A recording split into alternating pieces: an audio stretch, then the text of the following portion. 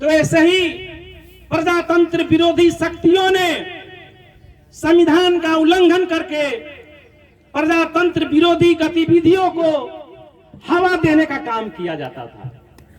बार बार प्रतिनिधि सभा को विघटन किया जाता था। इसलिए नेपाली कांग्रेस की अगुवाई में जब यह संविधान का निर्माण हुआ तो नेपाली कांग्रेस के नेता के साथ साथ या कम्युनिस्ट के नेता लोग भी उसमें शरीक थे कि जब तक प्रतिनिधि सभा में, जब तक संसद में कोई विकल्प नहीं हो, जब तक संसद चलने का, सरकार बनाने का विकल्प रहता है, तब तक कोई भी प्रतिनिधि सभा का विघटन नहीं होगा। यह संविधान में स्पष्ट शब्दों में लिखा गया है। यह लिखने के बावजूद भी केपी शर्मा ओली जो वर्तमान हमारे प्रधानमंत्री हैं, इस देश के प्रधानमंत्री हैं, उन्होंने दिन दहाड़े संविधान का उल्लंघन करके संविधान को फेंकने का काम किया है। इस देश में एक दलीय शासन और हुक्मी शासन लादने का काम किया है। इसलिए नेपाली कांग्रेस विरोध सभा का आयोजन किया गया है। आपको मालूम होगा मेरे भाई और बहनों, जब विगत के दिनों में ऐसे ही राजा ज्ञानेंद्र ने संविधान का उल्लंघन किया था। 47 के संविधान को अपने नील कर सारे अधिकार लिया था ज्ञानेंद्र ने। तो हमारे यह जो अभी आंदोलन कर रहे हैं कम्युनिस्ट के नेता, जो आप ही के जिला के हैं माधव कुमार नेपाल जी, इन्होंने कहा था कि प्रतिगमन आंशिक रूप में सचियो। वो क्यों कहे थे? इसलिए कहे थे कि उन्हें प्रधानमंत्री बनने का लालच था। आपने सुना होगा विगत के दिनों में वो कहे थे कि प्रतिगमन देश में नहीं है, ये राजा का शासन ही ठीक है।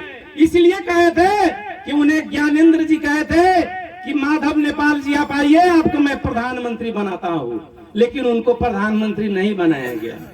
लेकिन आज जब केपी ओली जी वही संविधान को बाहर जाकर जब संविधान फेंकने का काम किया है, संविधान को नीलने का काम किया है, कानून को अपने हाथ में लेने का काम किया है, तो आज नेपाली कांग्रेस को जाकर कह रहे हैं कि चलिए आप आंदोलन में।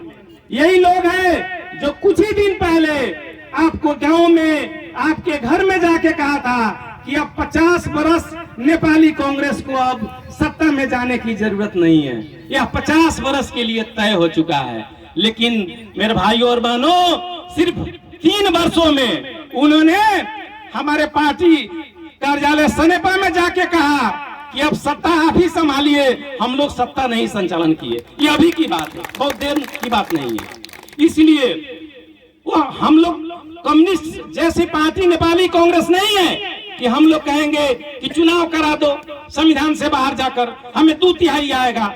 नेपाली कांग्रेस सिद्धांत और उसूल में विश्वास करती है।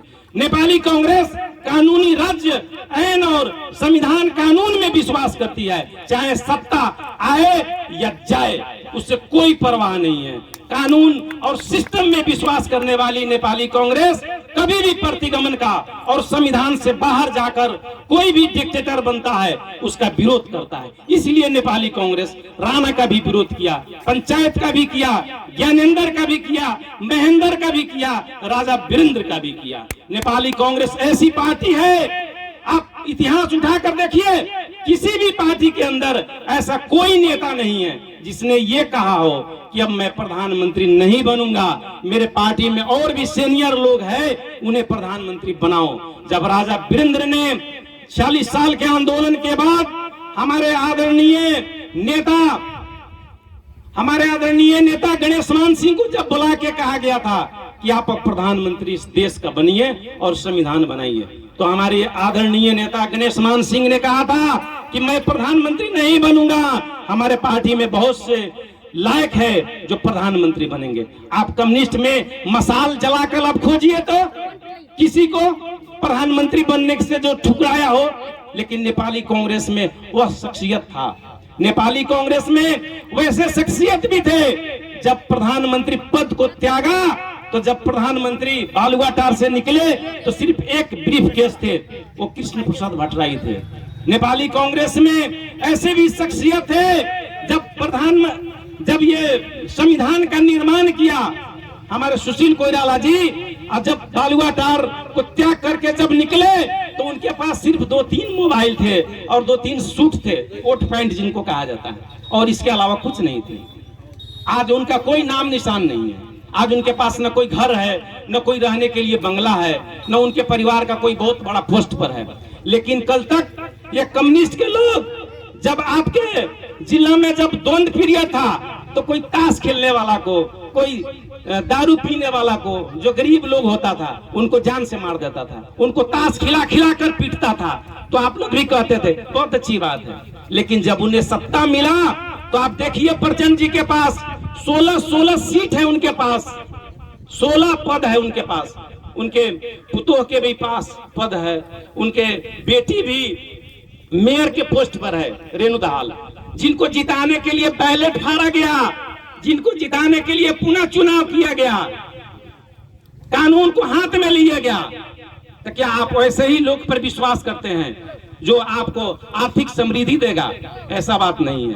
आपको चाहे माओवादी हो, चाहे कम्युनिस्ट हो, चाहे मधेसी दल हो, जो आपके मसीहा बनके आपके अधिकार को सुनिश्चित करने के लिए आपको तरह तरह के नारे देते हैं। लेकिन आपने देखा होगा यह 4 प्रधानमंत्री बने, लेकिन यह जो संविधान आपको दिया गया है उस संविधान को निर्माण नहीं किया गया। आपके मधेसी दल 2 बार जीत कर गए, लेकिन संविधान की बात भुला गए। वही प्रचंड जी के साथ, वही केपी ओली के साथ कंधे में कंधे मिलाकर सरकार का निर्माण किया और मंत्री पद खाते रहे, सुख सुविधा लेते रहे, लेकिन संविधान नहीं बनाया। आज कहते थे मधेसी दल के लोग इस संविधान में कुछ नहीं है। जब कुछ नहीं है तो ये 3 तरह की सरकार कैसे बन गई? आपके लाल बाबू जी गद्दी जी जो मुख्यमंत्री बने हैं जनकपुर में, वो कहां से आ गए?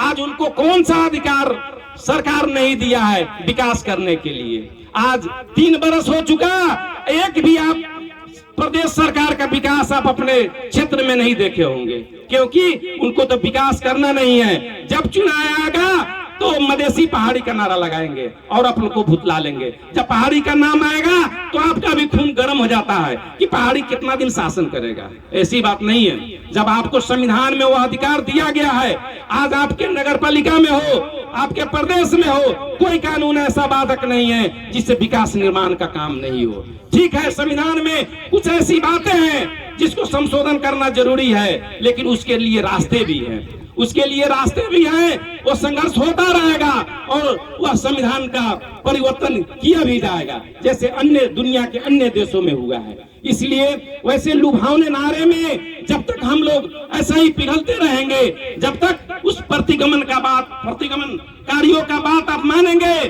तब तक इस देश में संविधान या कानूनी राज्य नहीं होगा। और जब तक कानूनी राज्य नहीं होगा तो आपका विकास नहीं होगा। इसलिए मेरे भाइयों, यह जो प्रतिगमन है, जो सरकार के द्वारा, प्रधानमंत्री के द्वारा संविधान को घोटने का जो प्रयास किया गया है, इसके विरुद्ध में हमें आवाज उठाना है। सवाल सरकार बनाने का नहीं है, 2/3 बहुमत का नहीं है, कानूनी राज्य का है। यदि कानूनी राज्य नहीं होगा, संविधान को आप नहीं मानेंगे, देश में आईन और कानून से किसी भी देश का विकास होता है। इसलिए हम लोग आईन और कानून, संविधान के लिए संघर्ष कर रहे हैं, प्रधानमंत्री के लिए नहीं। इसलिए आज नेपाली कांग्रेस आज संघर्ष कर रहा है। आपको इस सारी बातों को ध्यान से सुनना होगा और इस पर अमल करना होगा, क्योंकि विगत के दिनों के जैसे आज भी अगर आप ये कहेंगे कि नेपाली कांग्रेस को तो चुनाव में जाना चाहिए, बहुत से साथी लोग कहते हैं, लेकिन सवाल फायदे का नहीं है, सवाल घाटा का नहीं है, सवाल सिस्टम का है। नेपाली कांग्रेस ऐसी पार्टी है जो हमेशा सिस्टम में विश्वास किया है। आज भी जब तक रहेगी नेपाली कांग्रेस सिस्टम में विश्वास करेगी, कानूनी राज्य में विश्वास करेगी, संविधान में विश्वास करेगी और आपके हर अधिकार के लिए संघर्ष करते रहेगी। आज इस कम्युनिस्ट की सरकार को आप लोगों ने मत दिया, ये सरकार बनाया, लेकिन आपने देखा होगा किसान का मुद्दा तो दूर है, एक खाद तक, एक बीज तक नहीं दिया। खाद ले आने वाले लोग को हम लोग के आंखों के सामने डंडा से पीट पीट कर ठीक किया। यह ऐसी सरकार होती है जो खाद भी नहीं दे, जो बीज नहीं दे किसानों को। आज ऊख के पेमेंट के लिए किसान लोग मर रहे हैं, तड़प रहे हैं, लेकिन कोई उसका आश्वासन नहीं है। इसलिए आपको आंख खोलना होगा। जब नेपाली कांग्रेस आया तो राणा को भी यहाँ से स्टेज से खदेड़ा, पंचायत को भी खदेड़ा, 62-63 का आंदोलन करके इतने बड़े जन युद्ध थे, इतने बड़े प्रचंड थे जो दिन रात हम सबको तबाह करते थे, उनको भी कानूनी पाठ पढ़ाया गया, उनको भी इस संविधान के तहत ले आया गया, मधेश के दल के लोग को भी संविधान के तहत ले आया गया। आज इस देश में संविधान है, उसी के तहत हम सबको आगे बढ़ना होगा। जब तक संविधान जिंदा रहेगा, जब तक हम सबका अधिकार सुनिश्चित रहेगा, इसलिए इसके भी ओली सरकार के विरुद्ध में हम सबको कंधे में कंधे मिलाकर आगे बढ़ना होगा, ना कि कम्युनिस्ट जैसे दिन में कुछ रात में कुछ। जब प्रधानमंत्री बनने वाले हो तो फिर और कुछ बात। आज हम जिस पीरियड में हैं, आज हम लोग नेपाली कांग्रेस के लोग जहां हैं, वहां अगर कम्युनिस्ट के लोग होते तो कभी नहीं कहते कि संसद बहाल होना चाहिए। लेकिन आज आप देख रहे हैं, आप भी गणित जानते हैं, जोड़ घटाव करते होंगे, आप जानते हैं नेपाली कांग्रेस अगर चुनाव होगा तो कांग्रेस के पास 2/3 बहुमत होगी। लेकिन नेपाली कांग्रेस यह बात नहीं कहती है। इसलिए नहीं कहती है, जब संविधान नहीं रहेगा, देश नहीं रहेगा, सिस्टम नहीं रहेगा, तो फिर वैसे ही कल हमारे साथ भी होगा। इसलिए हम लोग घाटा हो या नफा हो, हम लोग सिस्टम की बात करते हैं। अंत में मैं यहाँ जितने भी हमारे उपस्थित है, हमारे साथी लोग हैं, उनको मैं जय नेपाल कहता हूँ। और साथ ही आने वाले दिनों में ऐसे आंदोलन में कंधे से कंधे आप मिलाकर चले और नेपाली कांग्रेस को बुझने का प्रयास करें। नेपाली कांग्रेस ही ऐसी पार्टी है जो आपको समृद्धि ले आने के लिए मदद करेगी, आगे बढ़ेगी, अपने आप को भी निछावर करती है। अंत में मैं आप सबको जय नेपाल कहते हुए मैं अपना 2 शब्द